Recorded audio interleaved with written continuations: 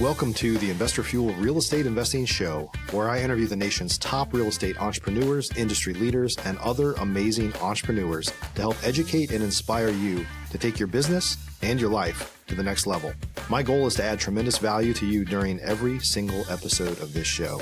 If you get value, I'd love it if you subscribe on your favorite podcast player, subscribe on YouTube, and my very favorite, please share this with your community so we can impact even more entrepreneurs. Let's start today's show. Hey everyone, welcome back to the show. I'm here with an old friend, Steve Carlson, today, just down the road, about 5 hours in San Antonio. We're going to be talking about his three pillars of real estate. He really focuses a lot on seller financing and cash flow. We're going to talk about what's working now. He's been doing this for a long time, and what's been working for a long time, and maybe even get a sneak peek into the future of what he thinks will work forever. I don't know if there's anything that cash flow is always sexy, I guess. So we're going to talk about that today. Steve, good to see you, buddy. Good to see you too, Mike. It has been a long time. It's been a while, looking forward to this. Yeah. Awesome. By the way, you've been on the show, I guess the Flip Nerd show, a couple times before. I've got a couple notes here, but I think back in 2016, 2018 again. So it's been a while. Oh, I was going to guess 10 years, so almost. Yeah. I've got a little, I think we both aged a little bit. Well, we don't have to talk about that. So, yeah, man. So, hey, before we jump in, I'm excited to talk about this. I know that I have a rental portfolio. I'm always, like every other day, I'm thinking about just seller financing the whole thing off. I do have some notes, and those owner finance notes they tend to perform way better than our rentals. There's pros and cons. We probably talk about that a little bit, But before we jump into all that, tell us a little bit about your background. And you've been in the business for a long time. Yeah, I have full-time since 2009, but I bought my first investment property way back in the 1900s. And I started buying 5 to 10 houses a year and call it 1997, 98. That sounds crazy. I was sitting here thinking, it's that phrase, the 1900s. That's like, is that even a thing? I was like, oh my God, you're right. Yeah. I mean, it sounds crazy to say that. 1900. The kids are calling it these days, I think. Yeah. Wow. Okay. Sorry. Go ahead. But I got out of college in 1990, I think, 91. And I realized, my gosh, I think I went into the wrong industry. I loved finance more than I loved engineering, but it took me a little while to get out of that job. And I'm pretty analytical. I mean, I'm super analytical. And so it took me a couple of years to buy my first house, but I bought one, and then I got sidetracked in some other businesses. I started getting the entrepreneur bug. Somebody introduced me to the Amway business, multi-level marketing thing. Actually, the best thing I ever did in my life. It really, really helped frame my business acumen, I guess, understanding people, understanding America, God, all that sort of stuff. It was a really phenomenal time in my life. Yeah. But it cost me money. Anyway, so that was kind of short-lived, if you will, in the lifespan of an entrepreneur. And then started buying in 1998, kind of regular. Went through a divorce in early 2000s. And then in 1997, went back in business full-time, buying more houses. And I realized, and then I met my wife, current wife, Tamara, and she was like the biggest supporter of me than anybody could ever imagine. I mean, she was all about Team Carlson, and having that kind of team player, that kind of spouse, really propelled the business. I told her when I met her, I said, "You won the lottery when you met me," and she said, she gets defiant every time. She said, "No. You won the lottery." Yeah, that sounds like something my wife would say. Yeah. So she allowed me to quit my job in 2009 when it was right in the midst of the recession. But I knew I could just turn that marketing volume up and get deal flow, and that's exactly what happened. And so we were off to the races and made a bunch of money in the early 2009 through 2016, 17. Yeah. A lot of equity was captured, a lot of deals were done, so it was a fun, wild time. Yeah. So we're going to talk about your three pillars here, and I know a lot of it is on, you're really a kind of a cash flow guy. You really do a lot of owner finance and creative finance things. We're kind of jump in. And so Let's talk about those. Let's talk a little bit about seller financing. Like, what does that look like for you? And then let's kind of jump into the three pillars, I guess. Like, why Yeah, seller financing?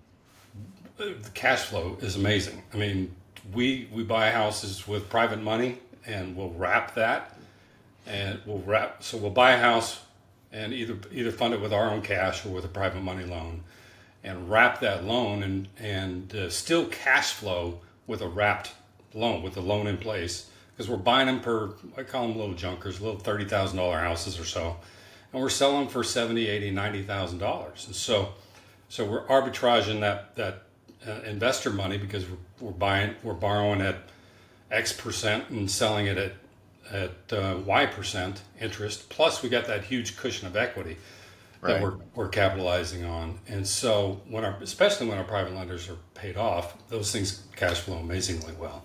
Yeah. Can't tell you how many times I've penciled it out to where they'll cash flow 150 to $300,000 over the life of the loan. So Yep. yeah. And it's amazing. I don't. It's amazing, like how few people actually pay off their loans early. Like I've had a couple, but not very many. It's kind of surprising. Yeah. So interesting story. I didn't talk to you about this before. I don't think I told many people, but we took, using this little junker model, we took my wife's IRA in 2014 from $40,000 in value to, in 2015, 700, almost $800,000 in value in just basically 10 years. So buying these little houses, selling them on terms, letting them cash flow. Once in a while, they will pay off, because I sold several to investors, Yeah. to guys that wanted to be a landlord, Right. and those guys will pay them off. And then we were just recycling that money, buying Yep. 2 to 3, 1, 2, 3 deals max a year into her IRA. Yeah. It's beautiful. That's great. I had a situation. This was probably about in the past 4 to 6 months. We had one of our owner finance deals. We were about to have to foreclose. Won't kind of get into the whole story, but it was basically a husband and wife, and the husband died in a car accident, and she just let it go, and we let it go too long. We waited too long to really kind of push hard, because we felt bad about everything. And there was a bunch of miscommunication stuff with our loan servicing company. Won't get into all that. But the interesting thing is, I remember looking at it. I think that they had bought it from us. It had been like 8 or 10 years, and we sold the house to them.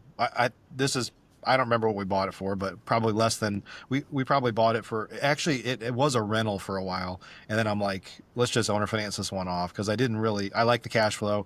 We were having a bunch of problems with that specific house as a rental. Like, for some reason, we just kept having problems, tenant after tenant after tenant, and finally I was like, let's just owner finance it. So I don't know what we bought it for. I won't, but I'm sure we bought it for 40 or 50,000. Sold it for 125. And the interesting thing is, after 8 to 10 years, because we were, again, about to foreclose, so I was looking at what's the principal balance, obviously, and I mean, it was like 120. There wasn't a lot of principal pay down yet. Our notes tend to be around 10%. It might have been like 9.99% or something. And then, but the other side of that is the current market value was double what we sold it for. So it was like 250 now. And so I remember thinking, I was like, on one hand, like, I didn't want to foreclose on anybody. I haven't had to do that before, and I didn't want to do it. We've come close a few times, but it didn't happen. And, but I remember thinking, like, man, I don't want to foreclose, but there's a lot of equity there. Like, if that happens, like, I don't want that person to lose that equity either. And that's what we told him, is like, she just refused to work with us for a while. I was like, just go sell it, and you'll make a bunch of money. But I also knew I had a ton of cushion. So the good side is, we had generated a ton of cash flow from it. No problems really for 10 years up until this point. And then secondly was feeling a little bit bad that, man, I didn't capture that appreciation. I mean, it's a trade-off, right? It is, yes. And that's why I have the 3 pillars, because each business model has a downside.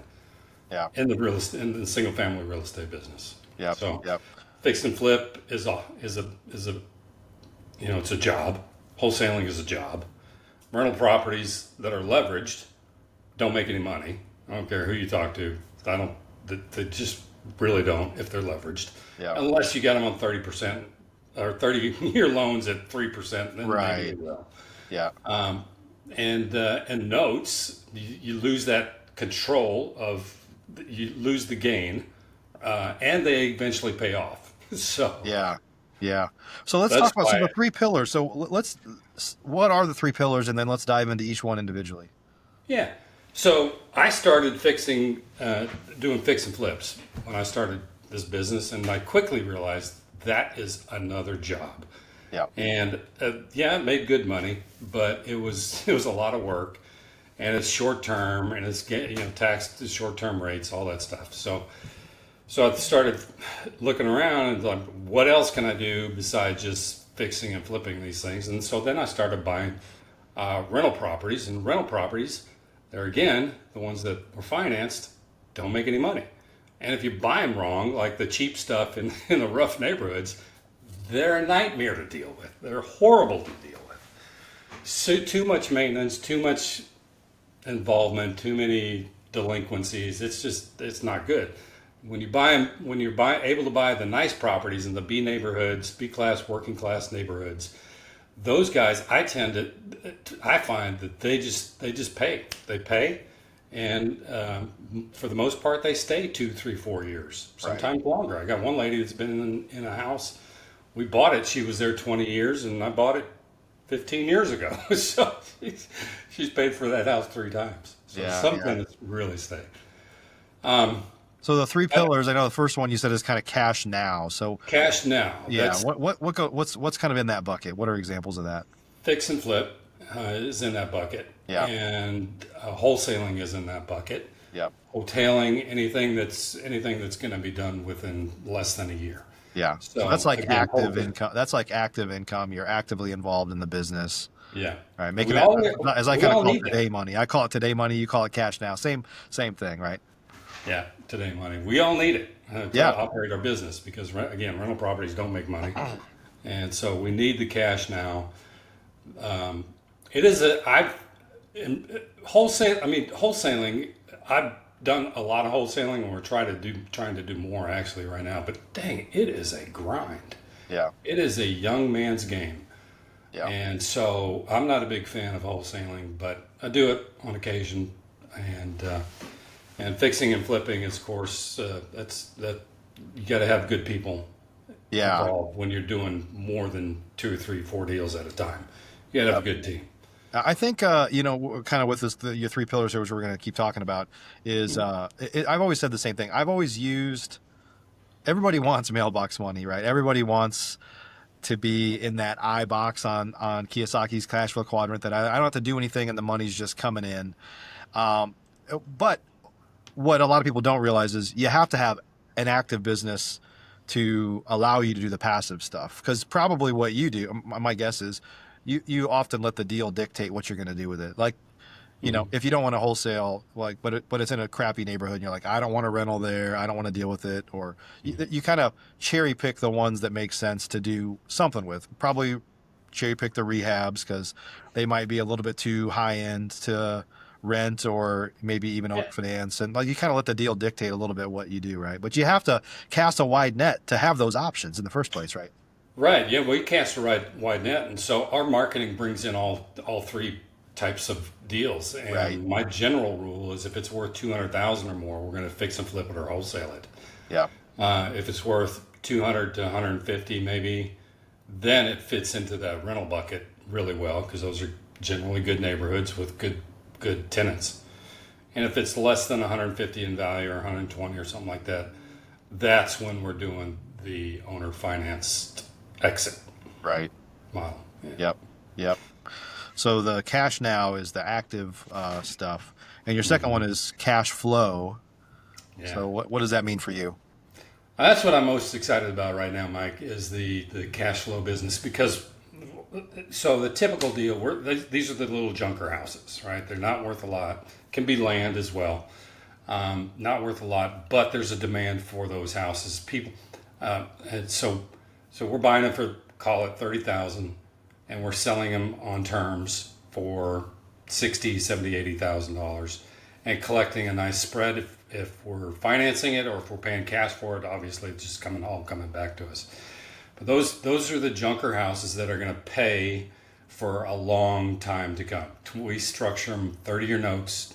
Default is 10.9% interest, and so yeah, that's those things will generate 300,000 over 30 years. Yeah, A lot of cash flow on those.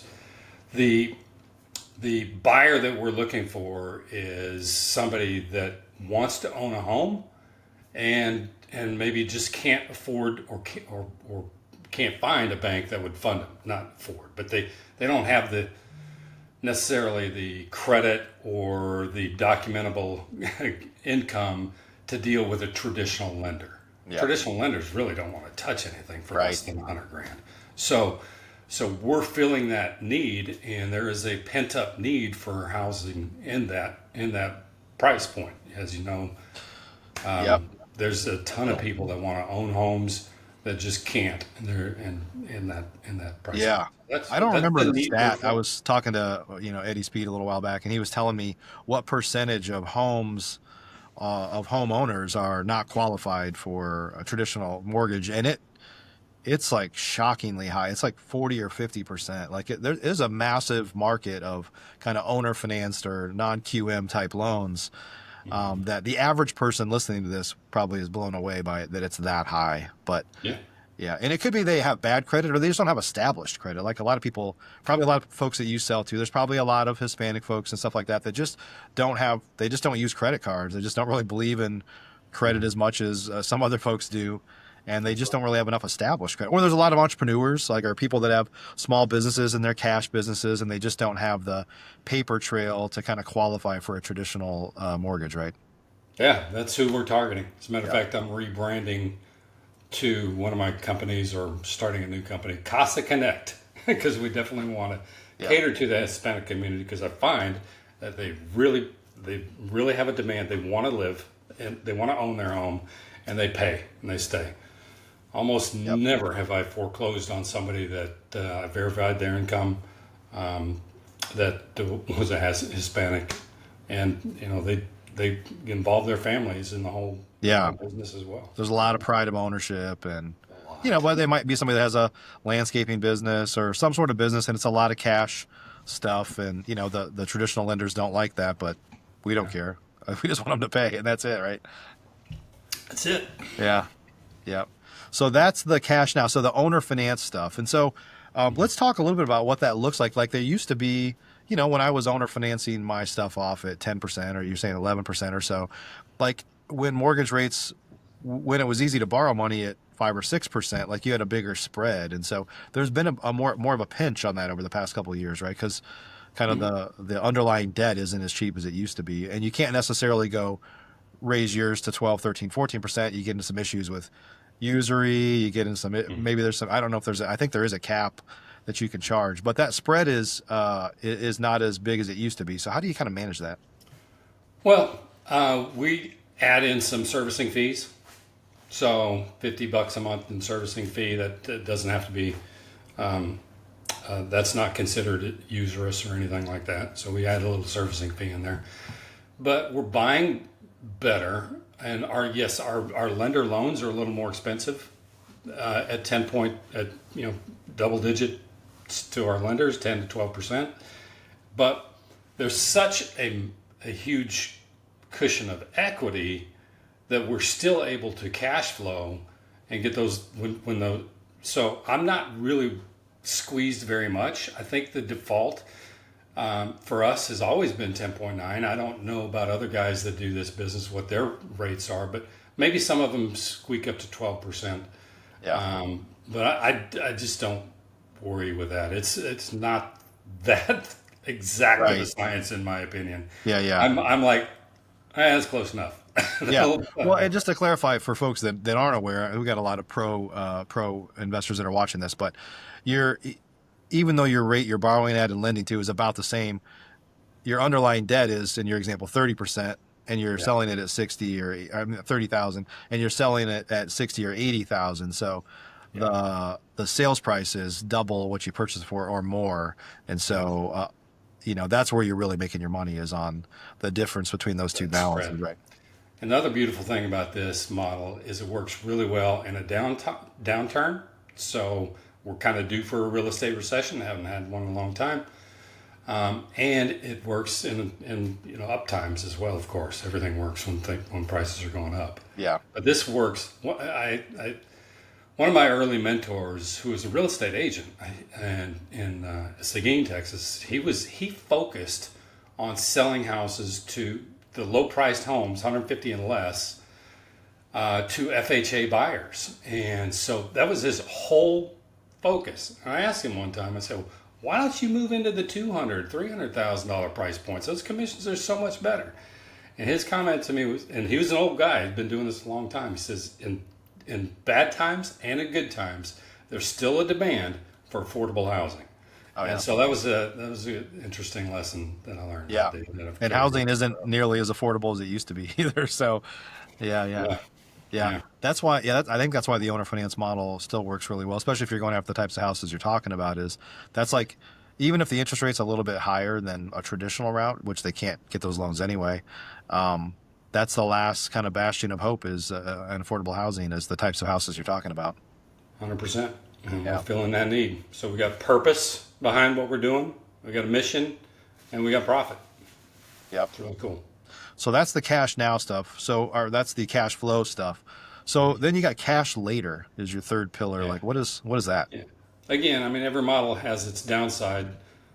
Notes, they pay off. So at some point, the money stops. Rental properties is the third pillar. And they'll cash flow after they're paid off. They're going to cash flow forever.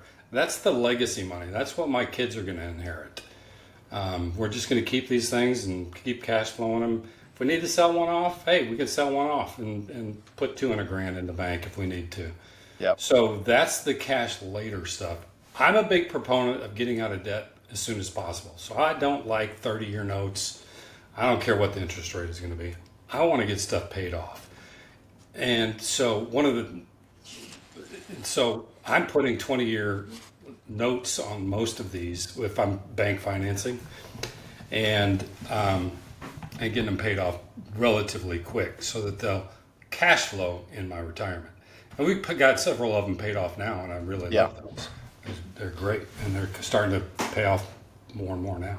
Yeah, that's great. Yeah, most of our rentals, I bet we have close to maybe 6 or 8% debt on our whole portfolio, which is pretty much paid off. But, and I just made myself a Post-it note. I was like, we need to pay off these rentals because, it's so close that we might as well. Anyway, one question for you is, are your rentals, I don't know if you've changed your avatar over the years of you're kind of saying the $150,000 to $200,000 type rentals now. A lot of my rentals, most of them I would say, are the types that I also would have owner financed. Like they were the kind of C plus B minus type properties. And so do you have many of your rentals that way that you could just say, hey, I'm gonna owner finance this one off, or are they a little bit too valuable for that model? No, on occasion we'll do that, but not very often because the margins aren't as attractive as buying a little junker. I can put $30,000 into a little junker and sell it for $90,000. Yeah. If I'm buying a $200,000 house and selling it on, or if the house is worth $200,000 or I paid $150,000, whatever it is, I can't sell it for 2 times what I'm buying it for. Yeah. So everything has it's margin related. The fix and flips, higher price points, and they don't cash flow as rentals very well. They're not going to cash flow nearly as good if you sell or finance them. And so those are fix and flips. The cheap properties make crappy rental properties. The little junker deals. Right. They make that's when I had headaches as a landlord. I had headaches when I was selling off these little or renting these little dinky houses. So when I started moving into the B neighborhoods for my rental properties, that's when my life became so much easier. I had somebody to collect rents for me. I had a little maintenance guy. Not a little. I had a maintenance guy to do maintenance on the stuff. And so today I spend 15 to 30 minutes a week maybe on my rental properties. Yeah. It's extremely low because we're buying in good neighborhoods or keeping the ones that are in good neighborhoods. that make for good rental properties. Yeah. So, Yeah, I've thought about owner financing mine off, but you're right. I got to kind of pencil a few of these out, but a lot of them are houses we bought for 20, 30, $40,000, but 10, 12 years ago, right? And so the problem now is they're 125, $150,000 houses, higher in some instances. So do those really work with yeah, owner finance? yeah. Another thing is to worry about the capital gain too, right? If you sell or finance it, your capital gain is going to be spread out over time. Let's hope. Right. So Yeah. that factors into all of that as well. Yeah, for sure. That's the Yep. CPA question. So let's talk about kind of raising money, because the way that you operate this whole machine is by borrowing money from private investors and kind of making that spread. So who wants to be like, who would want to be a private lender to a guy like you? Like, why are people interested in that model versus anything else they could invest in? Yeah, it's way more passive, right? Running a business, having this active income, and filling properties and renting properties and maintaining properties and payments and all that stuff. It's a business, right? We're dealing with tenants, we're dealing with toilets, and so those. So if you want to deal with that, then you're probably better off not going into the private lending world. Right. If you just want a double-digit return that's backed by an asset that's secured, insured, and protected by a cushion of equity, then you and have a regular job that you're not necessarily wanting to quit, then that, and you have an IRA, that's even better. Then that's when you might be a private lender. So, if you want to do more passive stuff, being a passive investor, that would make you a good lender. If you want to be an active investor, dealing with the headaches and the pains of business ownership and having the upside as well. I mean, having a real estate business is a lot of work, and it's a people business, and so maybe a more introverted guy like me, maybe that's what I should have done to begin with just loan money. But I think that kind of is the avatar. Somebody that doesn't want to necessarily be inactive, but they want their money secured, don't want to deal with the turmoil, the up and down of the stock market, and is interested in a better return than they can get from the stock market. I was looking at some numbers last night. Like, I think the stock market's returned 8% over the last 30 years. And if you take into consideration the dip 3 months ago, it's way less than that, or 2 months ago. Yeah. So, and if you can get a double-digit return on a loan that again is secured, insured, and protected, then maybe it would fit what you're after. Yeah. That's great. I think that's great. And when you're raising money, like, give some tips for folks that are trying to raise money. I mean, what are some things that you do that work in terms of helping raise private money? Because anybody in the whole world could lend to you. Sometimes people are borrowing from friends and family or neighbors or whatever. But how do you kind of cast a wider net to find potential private money lenders? Talk to your warm network. Talk to the people that you deal with on a monthly basis, and let them know what you're doing. Not so that they can become a private lender, so that you can inform them and let them know what they're doing, and maybe they know somebody that might be interested in putting some of their idle cash or retirement funds to work. Yeah. In a passive way, a more passive way. Yeah. So, that's really just talking with people, and the warm network is absolutely the best. And then you got to have some tools. I built a website, and so I have some credibility, I guess, comes from that, and I can send potential private lenders to look at my website, and they can see learn a little bit more, and then have a good model. Be able to explain your model, your business, what you're doing, what you're using the money for, and just having that open dialogue and communication. And I'm working on a new pitch deck now to present to private lenders, and just being professional about it. Yeah. Professionals, honest. Have integrity. Have good character, and it's relatively easy to raise money. I spent 2009 to 2014, going to events and being very intentional about raising private money. And we had $6 million at our disposal at any one time after a short period of time. So it's just talking with people and being genuine. Yeah. Yeah, I think just sharing what you do, like a lot of people are intrigued by it. And I think, like you said, a lot of folks, potential private investors are folks that have money. I mean, they don't have to be like uber wealthy, but they could have enough for a deal here and there. They're used to making, maybe 3 or 4% in a CD or something else. Like, I think a lot of people are intrigued by real estate, and they just don't really understand that there's a passive route versus you don't have to go flip houses. You don't have to manage rentals and all that. You could just literally be a private lender, and nobody really thinks of themselves as that until they talk to somebody like us. That's like, well, there's a way to do that, like through us, right? Yeah.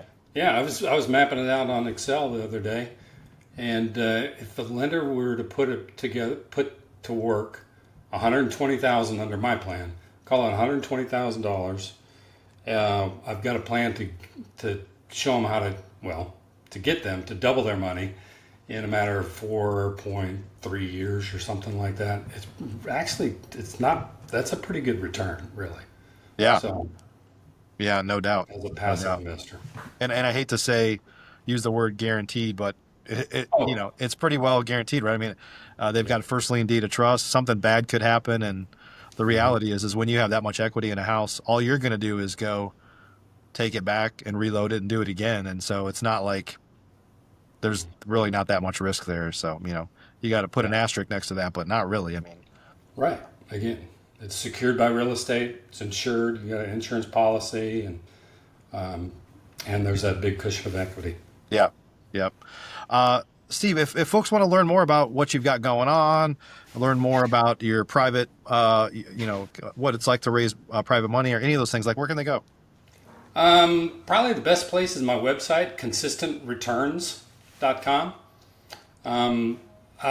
If you drop your email in there, you'll get on my email list. I send maybe an email every other week, so it's not like you're going to get inundated. But you can learn what I'm doing. If you want to raise private money, you can learn and see what I'm doing. If you're interested in private lending, and you can go there to learn more about what it's all about. Yep. And maybe we can connect and have a cup of coffee virtually or face to face. Yeah. Yeah. Cool. Well, thanks for sharing some insights, a peek into your business with us today. It's fun. It's a fun business. Exciting. Love it. We're great to connect with you again. Thanks for having me on, Mike. Yeah, buddy. Great to see you for sure. It's been too long. Yeah, I love your show, by the way. I've been watching it, and you got some of the best guests in the industry. Yeah, thank you. I was binge watching, listening on Saturday, and caught up on a whole bunch of others before and after that. So. Yeah, that's great. That's awesome. I appreciate that. So, awesome. Well, hey, thanks again for joining us today. For those of you that are listening right now, there's a lot of ways to invest in real estate. Sometimes a more passive approach might be better for you. And by the way, if you're an active real estate investor, make sure you're focusing on some cash flow and wealth building activities too, because that active income, it's a hamster wheel that if you never get off, you're never going to get off if that's all you're doing, or you can't ever stop really ultimately. So ultimately we got in this business to generate cash flow and build long-term wealth. So make sure you're focused on that as well. Appreciate you guys for joining us today. We'll see you on the next show. Thanks for joining us for today's show. You can learn more about the amazing benefits of the Investor Fuel Mastermind community, including surrounding yourself with hundreds of other rock stars, 100% financing on your deals, and members-only discounts from vendors you're likely already using that, as a member of Investor Fuel, will save you more than the cost of your membership. Visit investorfuel.com to learn more. You can also check out the show's notes for access to free resources, how to get access to world-class lead generation, and even how to work with me directly one-on-one. Don't forget to subscribe so you never miss another episode. See you on the next show.